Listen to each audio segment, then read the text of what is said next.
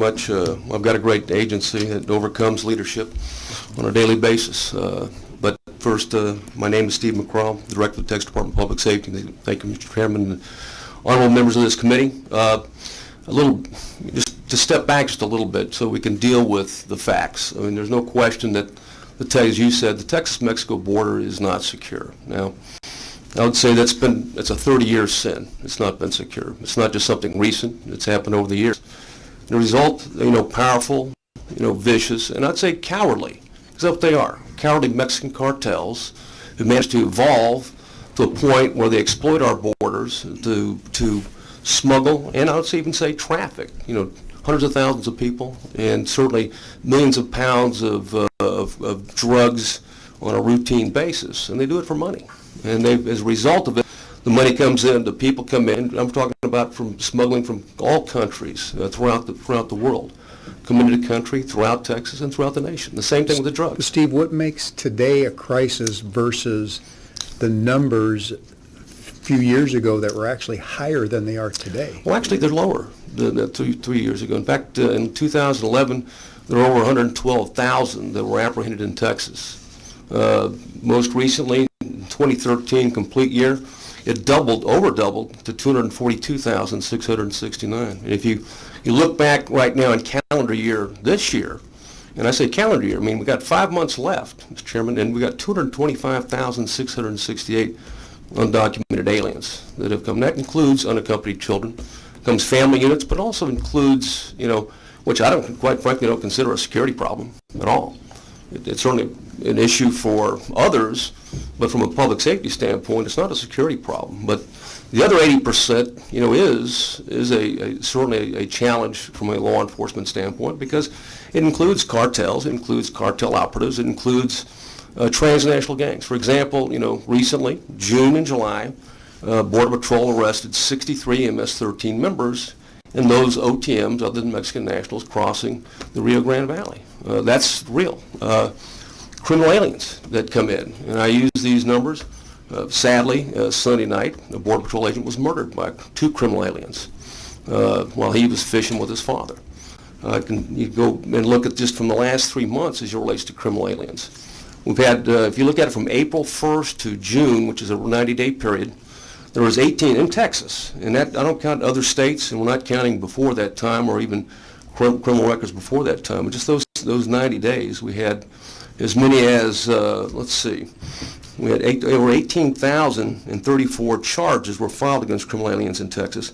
Now, 8,496 of those were the most serious offenses.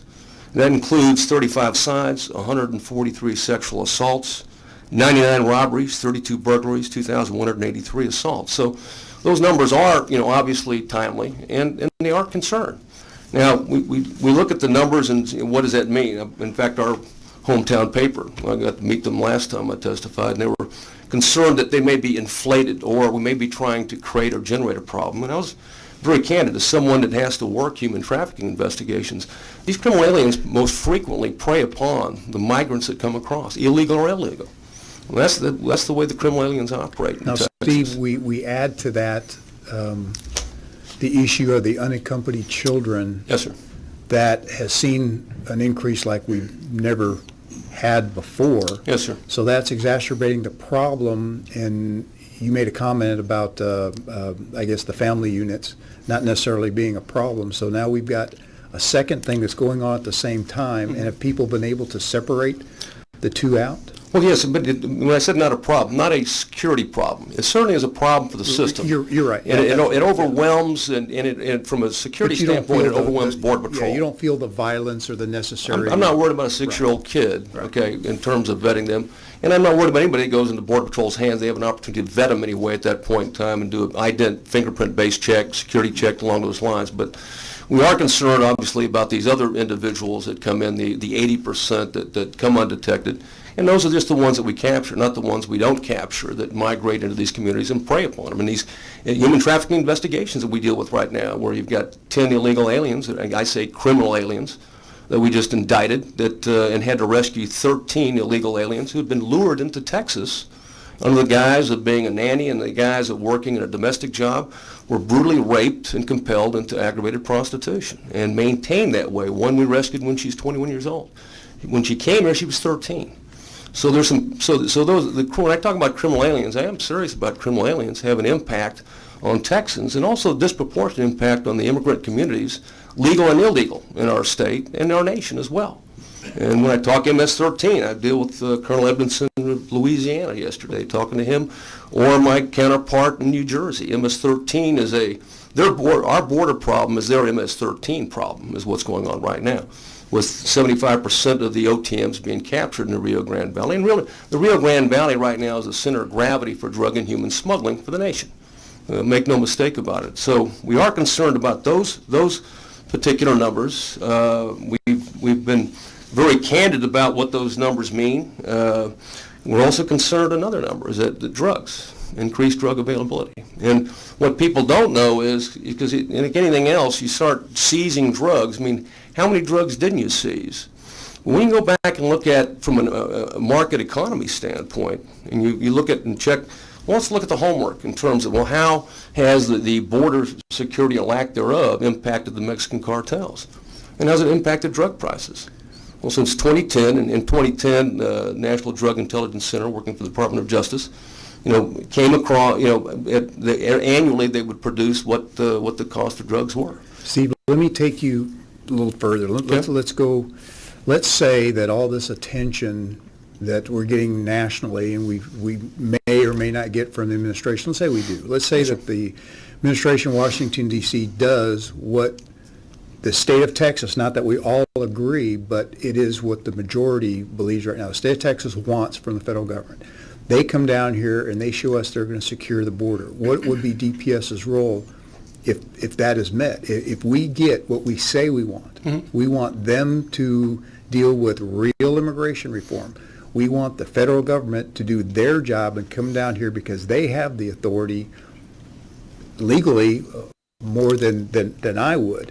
If that happens, if we get their attention, what would be DPS's role? Are you still going to want more funding, more resources a year after we get their attention? Perhaps, but not for border security, okay, to be candid. And we want to be proactive always with all threats, but we prefer to get out of the border security business. And that can be done. The commitment of resources, leadership, will, and doctrine. I mean, at the end of the day, I don't think you realize how big a statement that you just made was. You would like to get out of the border security business. Well, I think that's a bold statement. In fact, I believe that you just made. Well, I don't feel like I'm that bold making that statement. The bottom line is that the state legislature has put, general revenue funds and Texas taxpayer funds and doing something that is a sovereign responsibility of the federal government. And we're doing it because Texans don't like if you talk to ranchers and tell them, well, it's not our job. I mean, they don't buy that. And not really no Texans buy that. And they expect from a public safety standpoint that Texas is proactive, and the state legislature has been proactive with it. I mean, they've spoken not just with their words or enabling legislation, but with money. I mean, money, even when it was difficult to come up with money, the state legislature has found funds to be able to augment, our capabilities in terms of being proactive, whether it's on the water, in the air, or even along the border. Well, that was prior to where we are today. Yes, sir. You received an increase in funding in this last Appropriations Act for that. Right. Yes, sir. Now, on top of that, and again, it doesn't matter whether it comes from me, I think most of us would still want to know that any additional funds now are going for what purposes. And I know that there was a select committee that met last week, who had some of that discussion. Would you reiterate or clarify where this money is being used specifically? Sure. What are you using? What are you using the dollar for? Well, first, it's important for us to have a goal of this operation. And when I say a goal, not just a DPS goal, but a unified goal with Border Patrol as our partners and local law enforcement agencies and our game warden partners, and also Texas Military Forces is now a partner of ours. Always has been as it relates to the counter-drug mission, but more so now with the recent activation. And the goal of Operation Strong Safety simply is to prevent Mexican cartels, their operatives, transnational gangs, criminal aliens, potential, would-be, terrorists, candidly, as long as we get individuals from countries with a known al-Qaeda presence. If someone with a counterterrorism background, you have to worry about that. From entering and drugs from entering Texas between the ports of entry. And, through sustained, multi-agency saturation patrols in the high-threat areas. And right now, the high-threat areas is what we would call zones 1 through 13, which is really the Rio Grande Valley. And more specifically, where the hottest spots are right now is Hidalgo County and Starr County. I mean, that's the center of gravity right now, and that's owned and operated by the Gulf Cartel from a northern Mexico standpoint. And our goal is to, at the end of the day, is by denying them access, because you certainly can. With numbers you can detect and you can interdict with certainty if you have substantial resources in those areas. And again, the cartels are motivated by profit and not ideology, so you can impact their operations. And so that's what we did. We received a letter from the Speaker, the Lieutenant Governor, and the Governor on June 18th.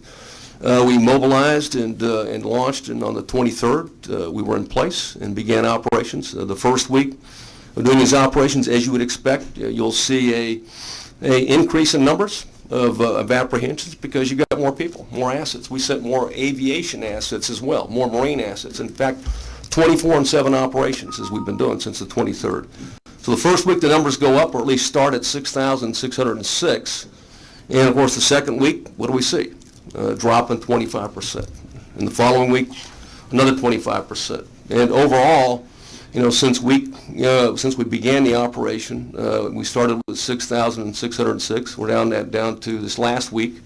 The latest number is 2,974 undocumented aliens in the area of operation. That's a 56% decrease since we began operations, because the cartel, people are money.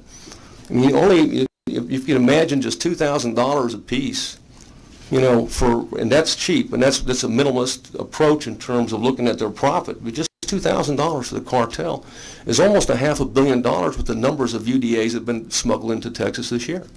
So that's how much money. Let me ask you kind of one more kind of out there question, because it's not splitting hairs to me. This is important.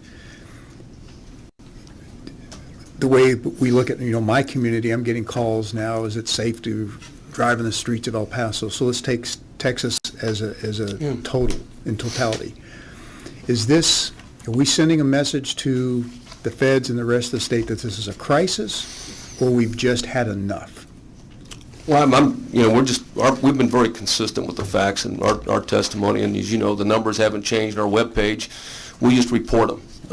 How the public reacts to it is of course over our pay grade, and we just respond to those things. I mean, but I can say that the legislature's been clear about this now, in terms of what made it very clear in the letter I got from the Speaker and Lieutenant Governor and Governor what they expect from us. And so our job right now is to perform, and I think we've done it.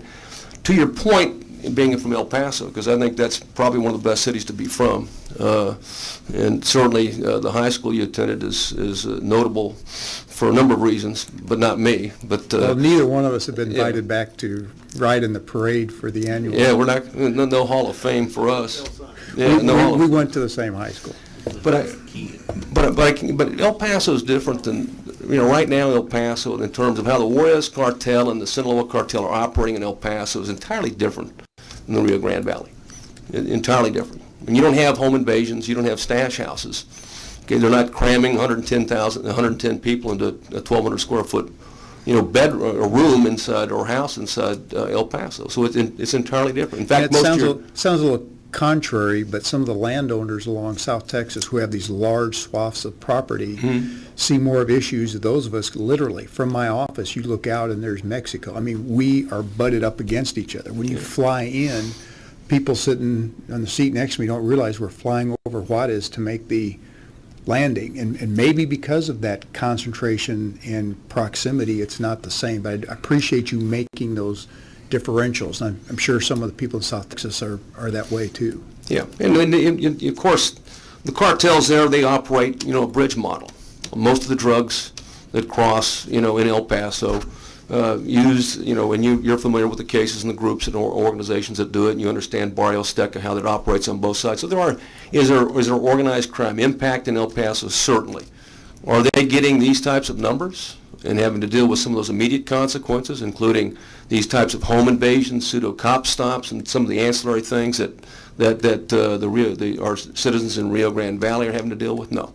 Or some of our ranchers have to deal with? No, they're not having to deal with that in El Paso. And for that matter, the Marfa sector, or we're not seeing it in Del Rio as well.